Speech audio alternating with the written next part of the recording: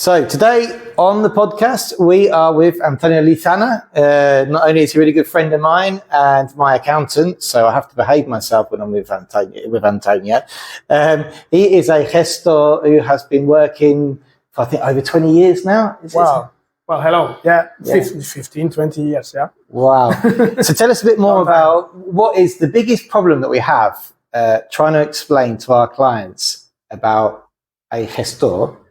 Is what is a gestor? Because it doesn't exist. So if you're talking to a British client, they don't have gestors. It's a figure that doesn't exist in the UK, so it's a bit difficult to explain. It is. Or a bit difficult to understand, but explaining is quite easy at the end. Mm-hmm. A gestor is the person that can act on your behalf, on behalf of the client, mm-hmm. in front of any public statement beside the court hall. The court hall is reserved for solicitors and lawyers, which I'm not. I'm gestor, which is a different profession that sometimes tends to be confused between them.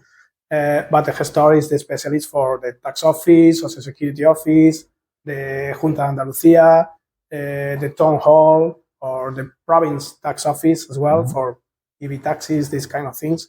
The traffic office, which is our usual service that we offer. So mainly any procedure that you have to sort it out with the public, with the government, with the public offices of the government, the gestor is the person that should be in the middle between you and the public office. That's it. And it's a strange one because you would think, oh, well, I speak Spanish, I can do it myself, but you don't. Even Spanish people have a gestor. Sure. Most Spanish people would still have their gestor. So I know certainly all my friends, they have their gestor. They don't. Everyone. It's not a matter of at the beginning. People or British people or foreign people tend to think that they need a gestor because they are foreigner, but that's not true at all. Mm-hmm. And Spaniard is. They have to understand that the public statements in Spain are much more difficult to manage than the foreign. In other places could be maybe. In Italy, is more or less the same, or South American countries, etc. Mm-hmm. But it's really, really different at the UK offices. For example, the Island Revenue. I have a lot of clients, self-employed, that come to Spain and need assistance for managing their accounts, etc. When they were in the UK, they did it for themselves because it was really easy to manage the accounts with Island Revenue for themselves. But here in Spain, is impossible, to be honest, because it's impossible to do it without assuming big risks, because a really little mistake can become very costly if you do a little mistake. Rules are changing all the time. The criteria is changing as well from different provinces. The tax office or the social security have different ways to understand the law, even with the same law. The understanding is different. So at the end of the day, you need experience, you need expertise, you need to study the new laws all the time. Mm-hmm. So if you are not a professional of the sector, it's impossible. You have to dedicate a lot of time that you are not going to do it, or you are going to do things however you think that it should be done, but maybe you are doing a mistake if you are not hiring a gestor for doing your accounts or your procedure or whatever you have to do with the public statements. Yes, no, certainly, because I know in my personal experience, I can always remember there was one case where we were doing one of my tax returns and there was a question on one of the facturas, which is an invoice in Spanish, about a thing called a suplido. Suplido is something that I pay on behalf of the client and it goes in the invoice, so I don't basically pay income tax on that. And it was a case of my gestor is going to speak to your gestor because it was my colleague who sent me the invoice didn't really understand. I looked at it, and although I have to say the office explained to me very well, then they said, this is what you said, this is what's happened, this is what we're going to do. Can you get the name of your colleague's gestor? I said, gladly. So that happens quite a bit, doesn't it? So one gestor will talk to another gestor, so... there are a lot of little things that when you start managing paperwork as a self-employed or you start procedure, normally people tend to think that it's going to be an equal procedure that the one that they should do in the UK or in their country. It's absolutely different. The taxes are much more difficult to manage to pay. It's not just a matter of paying or not paying. Yeah. It's a matter of paying correctly, fill all the fields of the form correctly, not make any mistake. Yeah. Of course, you need to know the benefits, because if you do a payment and you don't know the benefit, maybe you are losing money because you are losing a benefit that you don't know. There are different circumstances that may affect to the way you should do the procedure. Yeah. There are always a lot of variables that may affect and may vary what's better to do. So only done the same procedure once again and again give you the knowledge to know what's better to do. So that's why people need a gestor or a professional of each service that they need to manage with the Spanish government in general. Because if they don't do that, it's really risky to make mistakes. And some of the people probably have already experienced that if they have been in Spain for a bit of time. And that's the bad publicity that a lot of things happen on the internet, especially Facebook. There's a lot of bad publicity about Spanish administrations, but really the problem is it wasn't handled properly. At the end of the day, it's not a problem of that the government of the public offices work badly. The problem is that are more complicated. Yes. The regulations are more complicated. They're not simple. The government, in my opinion, should make everything simpler. Yeah. In a few things, in the past few years, they've been trying, for example, for opening a business and get the licencia de apertura, which is a license that you need to get for opening a new business. 10 years ago was much more worse. It was really hard to get a licencia de apertura, and sometimes when you want to open a business, you need to wait for 3-4 months with everything ready, and you cannot open your door and start attending clients because you didn't have the licencia de apertura. Right. They changed the procedure, and for most of the activities now, you can open with a declaración responsable, that you submit to the town hall, and then the town hall have 2-3 months to come to your place and check that everything is correct. But you don't need to wait until they give you the licencia de apertura to start. Only for a few specific activities that are more risky, because you manage maybe dangerous materials or something like that. But if it is, for example, a professional activity or a standard shop or something like that, you can do it and open. And this was not possible 10 years ago. You had to wait until you got the licencia. It's the same in other things, Social Security office, tax office. The public statement are sometimes trying to get things simpler, but this is taking so long. I mean, it's going very, very slow. So the system is changing, but very, very slow. Yeah. Okay, so we've spoken a bit about what you do, but let's talk a little bit about you. Because this channel is what we want to do is obviously we work closely together. Behind the scenes, you and Gestoria Lizana, Paperwork.es, have probably dealt with over 300 or 400 of our clients, I would say, easily.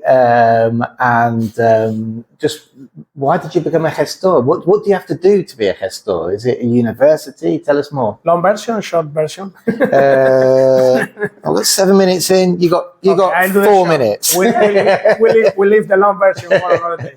The short version is that, I like businesses in general. I like marketing at all. As well. My father before me had a business as a general tax advisor. He was not a gestor, but he was tax advisor for all his life. So I wanted to continue his business, but I wanted to improve the business a little bit to make it more professional and to have a different relationship with clients in the way that we offer some kind of different treatment with the clients in a more casual style that a gestor used to deliver services, and in a different way that, normally a gestor or a tax advisor is taking care only of your accounts. And normally I try to take care of the accounts and the business of my clients. So I normally, when I meet with them, I try to give some tips of what I think is going good, is going bad with the business, what they could do to improve, to looking for more clients or how they can transform the services that they deliver. So we try to do this mix. I study in the university Administración de Empresas, so I try to apply this learning with my clients when we work with them. At the same time, I like a lot IT in general, so I try to apply any new tools, online, digital tools, etc., to the business. So we are always doing, encouraging clients to do, for example, online invoicing on cloud systems. Sharing the information with us is very easy for our clients. They don't have to send hard copies if they don't want. If they want to work online, we can work online with them. And we like to have, for example, a monthly workflow with our clients to review the paperwork more frequently. So it's different that normally tax advisor will ask you your paperwork each 3 months, and they will review everything very quickly. And if they see a mistake or something, you will have a very short period of time to sort it out, the problem that may have, the invoices, etc. So we try to do things a little bit differently.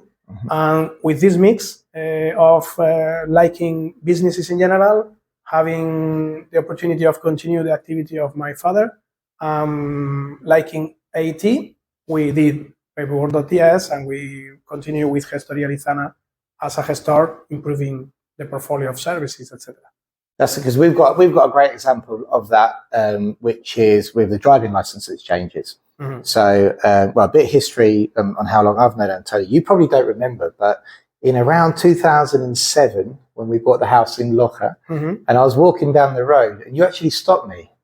I roughly remember that. You left it outside of the pizzeria, that famous pizzeria on the roundabout there. Yeah. And I was like, and then we had a chat, and then afterwards I came into the office and we spoke, and I think we've been collaborating ever since, haven't we? It's like nearly 17 years ago. Yeah, around that. No, 17 years ago. And one of the services that we launched this year together was the driving license exchange. And the idea was that we didn't want anybody to have to go to Trafico and the license to be delivered to your door. Make it as easy as possible. So everything, we had an avalanche at the beginning when the agreement was made that finally British citizens could exchange their license. And I spoke to Antonio and said, look, I've got this idea of a platform. I said, we're already using Google. So we have a Google form. And we have the agreements in place, and basically our clients just fill out this form. At the end of the form, it gives them instructions on where they need to send the documents. If that isn't possible, then we send a courier. Antonio's office sends a courier, pick them up, and the license gets delivered. You don't have to go to Trafico or anything. It was a bit of an experiment, wasn't it, to start with? And I have to say, we've done over 150 now, and it's working like a dream. It really is. To be honest, in Antonio's office, though, we probably see each other more twice a year socially. I don't actually speak to Antonio that much. Yeah, that's the aim. That's the aim. That's the aim. Staff work well. You have staff we've got client account managers, basically, so that they're who look after us, and we're in contact with them every day. So Laura, for example, does more the car side of things. Everybody does everything. But Lara and Laura, are we talking together about the cars? Are we talking to Marta mainly about other processes that we have going through, like Social Security? We work together with the S1 process, for example. So when we're registering the non-lucrative visa, the person who presents to the Social Security and controls it behind the scene is Antonio's office, and we work with them. It's like our offices every day are in contact. So it's really hard to find somebody in Spain who works like that, who has that sort of vision. And I have to say, like, your entrepreneurial energy and the ideas that you have is quite refreshing. Always when we have conversations, I always come away thinking, yeah, we can make that work. Whereas the old school gestors, when I first got to Spain, you get there and you'd be scared, stood behind the desk going, I don't really want to handle, so that's actually. As I said, I like businesses, so I like to try to find new challenge every year. So we try to improve new services, new way to do it better. We are always trying to improve the system and the procedure, the internal procedure, to make easier. Of course, sometimes you see that you had a little issue with a client or something. So what you have to find is how to try to avoid that issue in the future. Yeah. So you have to always be improving, and updating the system to the new regulations, etc. when the law is changing. Well, I'm very, very happy with my team. We are 6 people in the office. Established workforce. We are not changing the people very frequently. That is something that usually happen in other businesses or the gestorías or other tax advisors. So we work really well together. We have a very good environment to work, and we know very well each other. We help each other in the areas, but each of us has a specialization area, as you said. So that's the person for each specific question on a procedure. If it is a general procedure without any issues, without any trouble, more or less all of us are available to do it, following the system and following the procedures. But if there is a little issue, a little complication or something special, then the specialist can have the expertise to know what's better to do. But at the end of the day, as you say, I'm always behind the scenes, trying to save time, to have time to meet personally with my clients. So mainly with my self-employed clients, the difference that I try to offer is that it's not that difficult to find a gestor or a gestoría that have people on the staff that speak English. Yeah. But it's a little bit difficult to find a gestor that speak English. Well, I wouldn't say that I speak good English, but I speak enough to be able to have a conversation with my clients. I'm not attending a lot my grammar or my. I know I do mistakes when I talk, but normally my clients understand what I'm saying normally. So that's enough for me, and I think that's enough for them. So the thing is that in other gestorías, normally you can have a chat with someone on the staff in English and make a question and chat about that. And this person may say, okay, I'm going to ask the gestor and we'll get back to you.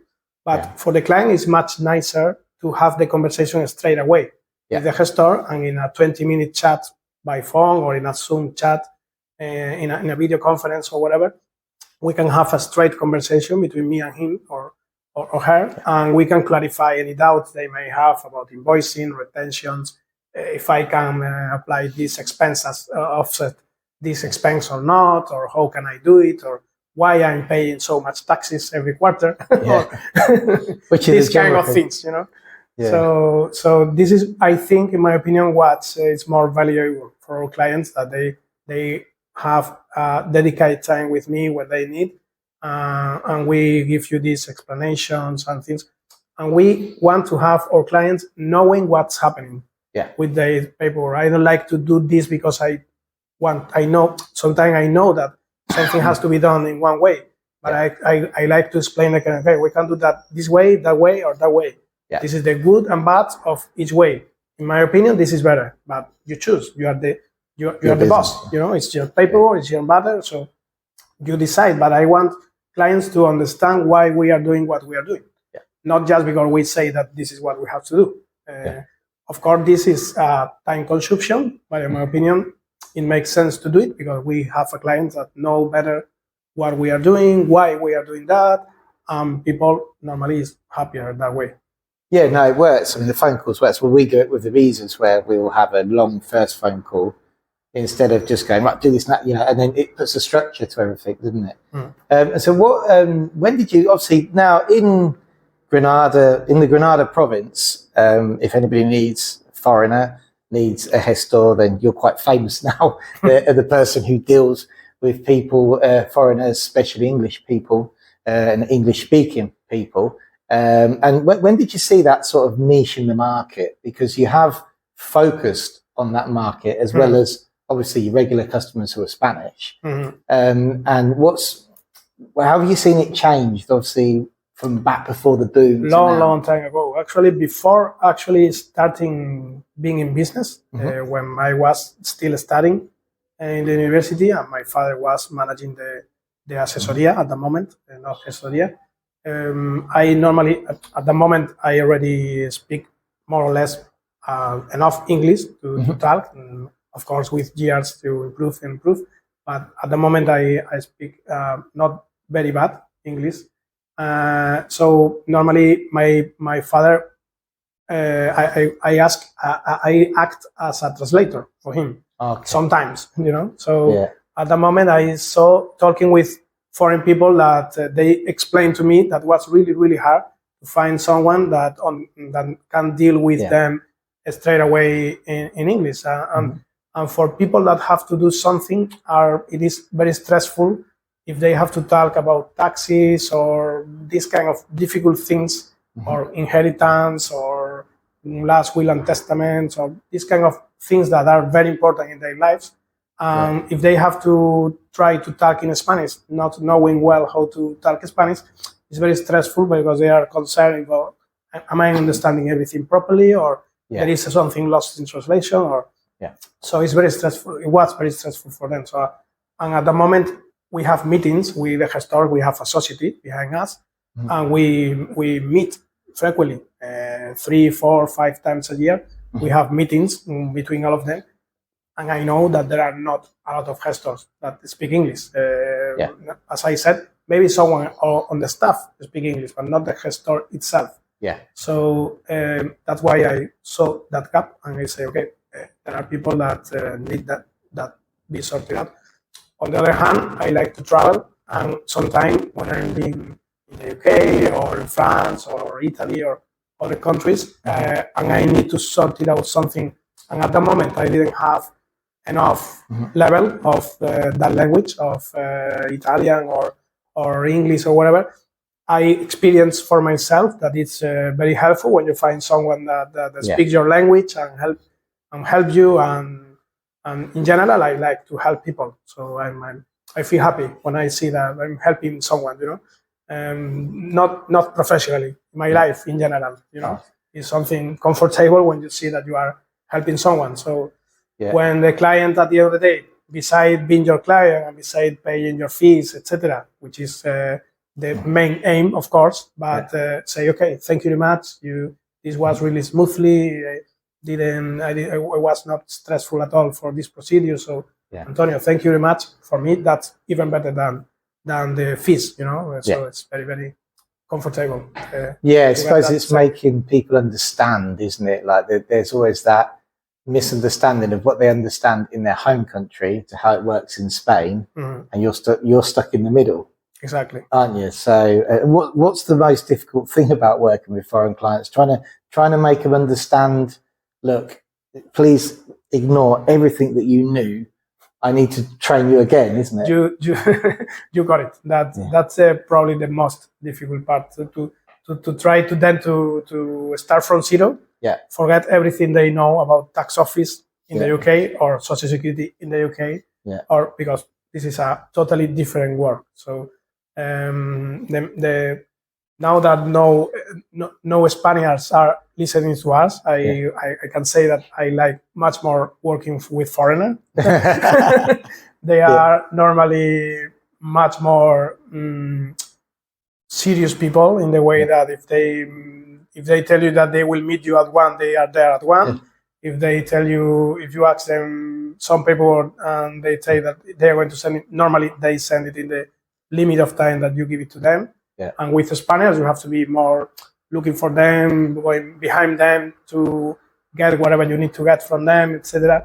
So I like a lot working with. I take my job in a casual style, but I do it. I try to do it as professional as I can, and I'm depending always on the client. If I ask paperwork to the client and the client didn't give it to me on time, I cannot do my job. So I need clients that when I demand something from them, they reply and they are. They open the emails, they answer the phone, and they get back to me when I need something from them. So in that sense, my experience is much better with foreign people. 90% of them are UK people, are British people. So in that way, it's easier than managing with a Spaniard in some sense.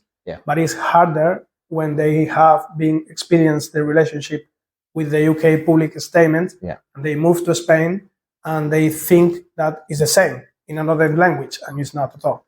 Yeah. That's No, about- we have that, don't we, with immigration, where I'm trying to get statements for a year's pension and the statements from April, and then the immigration don't understand that they need something actualizado, they see something updated, you can't get it. So this constant battle at times between what can you get from your country of origin, which is similar to something in Spain, and then explaining to the Spanish authorities, well, this is this, and this is why we're presenting it. Another difficult thing, which is more or less the same with Spaniards than foreign people, but tends to be a little bit more difficult to understand or believe to foreign clients, is that the Spanish regulations are that complicated that there are a lot of lakes, a lot of holes on the law. So there are a lot of things that are not clear on the law and are depending of different criteria. So when you, for example, a client asks you, can I do that? I have to ask, okay, how are you going to do that? Are you going to do this way, that way? Okay, well, if we are lucky and we have a tax audit and we have a good tax auditor, this may work or may not, or this is a bit risky, or no, I need an answer, yes or no. No, I cannot tell you yes or no. There are things that are yes or no, but there are other things that it depends. It's not 100% sure what's going to happen. So, of course, we always try to be in the most safest position, the safest position for our clients. So we try to preempt. Exactly. Problems. We try to act preventively and prepare the paperwork for the worst case. Yeah. For the worst tax advisor that we can find in the way. So, of course, not always happen that. Sometimes you have a tax audit and you prepare the paperwork, everything correctly, and maybe you have a really quick tax audit and they just do a site over the paperwork and say, okay, the accounts are okay, and they don't ask for additional paperwork. But on the other hand, in the Granada tax office, Malaga tax office, Sevilla, even in Madrid, we have already a few clients, enough portfolio of clients, so we have tax audits every year. So when we go there and they see Gestor Lizana or they see paperwork.ts, they already know that the accounts should be more or less correctly. Yeah. So this is a good entrance, when we start, okay, Antonio, so they know that we try to do things properly. Of course, not all the clients do everything 100% correct, but we advise them how to do it correctly and more or less normally want to do it correctly. So at the end of the day, when you start a procedure, a tax audit or whatever, normally the tax officer that is there normally see your branch or brand name and is more confidence of the paperwork, and they maybe don't put too much focus over the audit, Yeah. So I know, because you things like you've advised me, for example, one thing was the mobile phone. For example, you can't just write off your mobile phone bill because you can use it for personal and professional. You should have a split lines. Just split lines, and you always keep the personal one, even though it actually isn't used in the accounts at all. Keep it, because if you're asked, you say, no, this is the professional one. This is the timetable that you are supposed to use this phone. We don't really need that at the moment we do the accounts, but it's better that as you go, you drop that in the files, so it's in the record. So if we have a tax audit of 2023 that we have just finished, we have your invoices of the professional line and personal line on the registry. So if we have a tax audit in 3 years, we don't need to go at the moment 3 years backwards to ask for copies of the bills, which sometimes could be difficult. You can't get, You can get them, or you cannot get them in 10 days, which is the deadline that the tax office is going to give it to you to give it to them. Yeah. So this is a preventive work that we like to do based on our experience in previous tax audits that we had. So. Brilliant. So anyway, we'll wrap up now. But what's your plans for the future then? Obviously, we've constantly got projects going on backwards and forwards, which is brilliant. And in terms of paperwork.es, just explain a little bit where we are now. Well, today we are in the office of Fuengirola, which is our main quarter is in Granada, in Loja, which is where we have the staff, the 6 people we are involved in the business, and where we deliver the services with clients in person or remote clients that we work with them using, of course, email, phone, video conference, etc. But we have this branch office or second office in Fuengirola, which is a mix of an in-person attention for new clients that want to enroll in our portfolio of clients. And we have as well a co-working area for those that needs a co-working space to work here in Fuengirola. So now that we have the space, we thought that was a good idea to combine both services, because a lot of them that are digital nomads or self-employed or remote workers, as well as the services itself of tax office, tax advisor, they need as well a space to work. So we can combine both things in one. Brilliant. That's the aim of this new office that we are future this year. One of them is establish this office, be able to to be in how you say, in cruise mode. Yes, no, but it's true. It's a modern model, because so many people now work from home or work remotely, whether that's digital nomads, people post-COVID, and but some people don't actually want to work from home. They just want to pick up the laptop, go to an office. I know last year when I went on holiday and we were away for a weekend, but I actually needed to work the Friday and the Monday. I did the same, but somewhere else. I had to rent a desk, and it was just amazing because I could actually go in, work, get my internet. It was quiet, and then it's open every day. We manage everything remotely. And we have codes to access, so anyone can come to work even in the weekend or whenever they need. In the other hand, it's very well located, just in front of the train station of Fuengirola. So it's very easy to get here from Benalmádena or Malaga capital. So even it could be for work, or it could be for coming from Malaga, for example, to meet someone here, to meet another client or whatever. I mean, a client of that can meet his client here as well. So it's very easy to find it and to get it by train or just parking the car. We have 3 or 4 parkings around as well. So parking in the street is really hard. No, but the underground, we parked in the underground. In the city centre. The underground there next to the bus station is perfect. So anyway, we're going to wrap up. We've done a half hour, and I just want to thank Antonio for coming on the channel. And we're going to have Antonio back on the channel, hopefully in the middle of the year, and probably talk about something more specific, maybe around the renta. If we get the campaign for the tax, what's it called? Declaración de la Renta, tax returns starting in April. And we'll have Antonio back on. And so check out the channel for more interesting things. Thank you, Antonio. No, thanks to you. And thanks to the audience. We're going to put the details of the co-working space below in the video, so check it out. You can put the details there. You can see for paperwork.es. So you can contact Antonio if you want to come and work here. And we'll see you on the next podcast.